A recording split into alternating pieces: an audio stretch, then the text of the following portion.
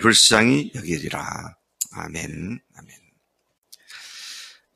하나님께서는 비록 징계를 받아서 이스라엘이 완전히 망하고 그 백성들이 외국의 포로로 잡혀가는 그런 비극을 당한다 할지라도 반드시 그들을 용서해 주시고 고향 땅으로 다시 돌아오게 하시겠다는 약속하신 말씀대로 반드시 그렇게 행할 것을 다시 강조하며 말씀해 주십니다.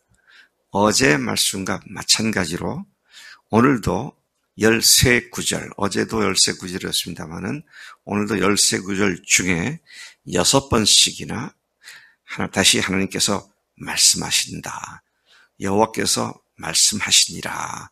하나님께서 말씀하신다는 말을 6번이나 반복하면서 반드시 그들에게 앞으로 되어질 일을 예언한 것이 반드시 이루어진다. 그렇게 말씀을 하고 계십니다. 또 오늘 이 본문에서 보면 같은 표현이 6번 반복되는 또 다른 표현이 있습니다. 그것은 다윗에 관한 이야기입니다. 다윗의 자손 중에 메시아가 올 것에 대한 6번의 강조를 하고 있는 아주 중요한 말씀이죠. 자, 14절부터 다시 하나씩 살펴보면 하나님께서는 이스라엘 집과 유다 집에 대하여, 이 표현은 뭘 하는 겁니까? 전체 이스라엘 민족을 향하여 말이죠.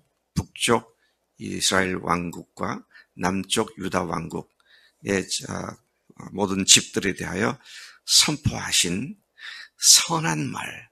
선한 말은 복되고 좋은 말이죠. 어떤 복되고 좋은 말입니까? 반드시 이국 땅에서부터 다시 돌아오게 하시고 너희들의 죄를 사해 주시고 정결하게 하겠다 한 약속의 말씀, 그 선한 말을 성취할 날이 오게 될 것인데 반드시 그 날이 올 텐데 그날 그때에 하나님께서는 다윗에게서 한 공의로운 가지가 나게 하셔서 다윗에게서 한 공의로운 가지가 나게 하셔서 그가 이 땅에 정의와 공의를 실행할 것이라고 말씀하십니다.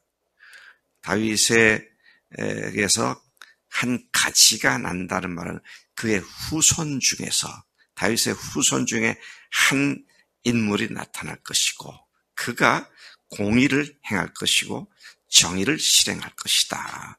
그런 말씀을 얘기하고 있습니다.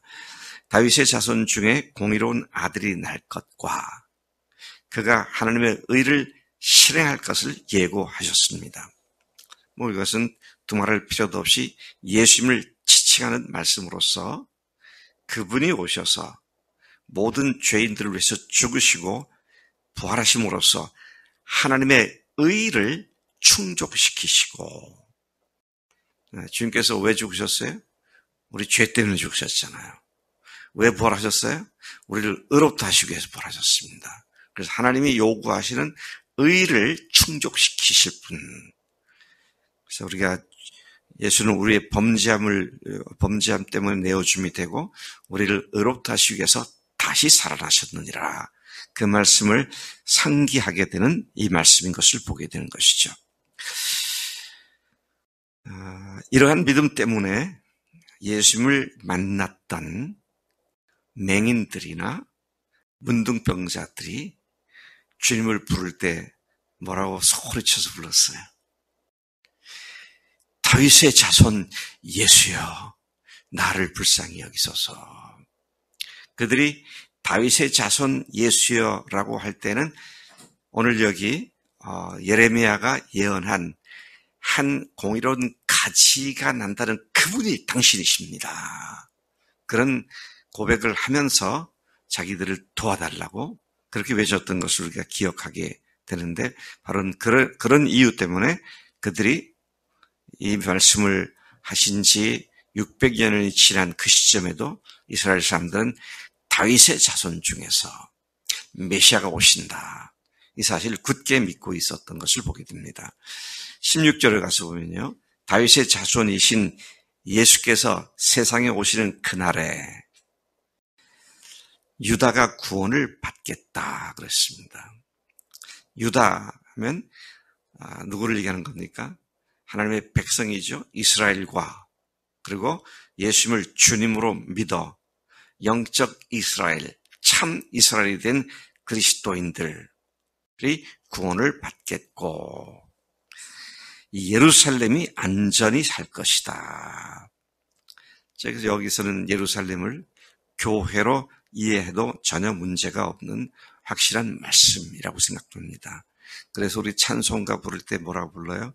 시온성과 같은 교회 그의 영광 하나 없다. 시온성과 같은 교회. 시온성이 예루살렘 성이잖아요. 그래서 주님의 말씀이 이렇게 현저하게 분명하게 단순한 육적인 이스라엘 속에서 그런 일을 하신다는 말씀을 뛰어넘어 교회를 세우실 그리스도께서 그분이 왕으로 오신다고 하는 그 말씀을 하고 계시는 것이죠. 그 교회가 안전하게 살 것이며 이 교회는 여호와는 우리의 의라는 이름을 얻게 될 것이다. 세상 속에 위치한 교회는 하나님의 의를 드러내는 하나님의 의가 되는 교회가 되는 것이다. 그런 말씀이죠. 그 이유는 교회가 주님의 몸이며 그분이 거하신 처소가 되기 때문에 교회가 하나님의 의라는 이름을 얻게 된다는 말씀입니다. 하나님께서는 다시 그분이 하시는 말씀이 정말로 참되다는 사실을 상기시키시면서 여호와께서 이와 같이 말씀하신다고 재차 언급하십니다. 근데 이게 하나님께서 얼마나 분명하게 이 사람들에게, 이스라엘 사람들, 말씀을 듣는 사람들에게 각인시키기를 원하셨는지 아주 강한 반어법을 쓰셨어요. 반어법을 쓰셨습니다. 뭐라고 하셨나 보십시다. 이스라엘 집의 왕위에 앉을 사람이 다윗에게서 영원히 끊어지지 아니할 것이며, 여러분 여기에서 제가 영어 성경을 찾아보니까 왕위에 앉을 사람들이 아닙니다. Amen. 그래서 한 사람이 영원히 다스리게 되신다. 그런 말씀이고요. 이는 예수님이 영원한 왕이시며 그분이 영원히 통치하며 다스릴 것에 대한 강력한 예언의 말씀인 것을 보게 됩니다. 그래서 오늘 우리는 세상에 오셔서 죽으시고 부활하시고 승천하신 우리의 왕이신 예수님을 찬양하며 그분의 말씀에 절대 순종하며 하는 삶을 사는 자들이 된 줄로 믿습니다.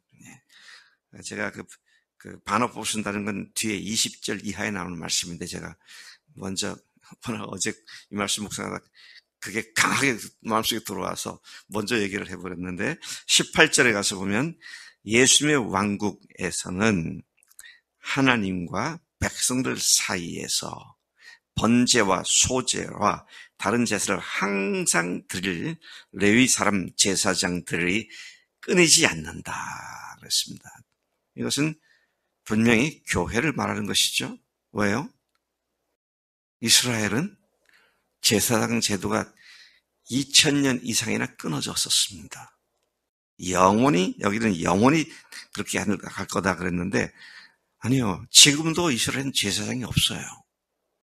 지금도 그런 제사를 드리지 않습니다. 왜요? 예루살렘 파괴 이후 제사장 제도 자체가 지금 완전히 중단된 상태입니다.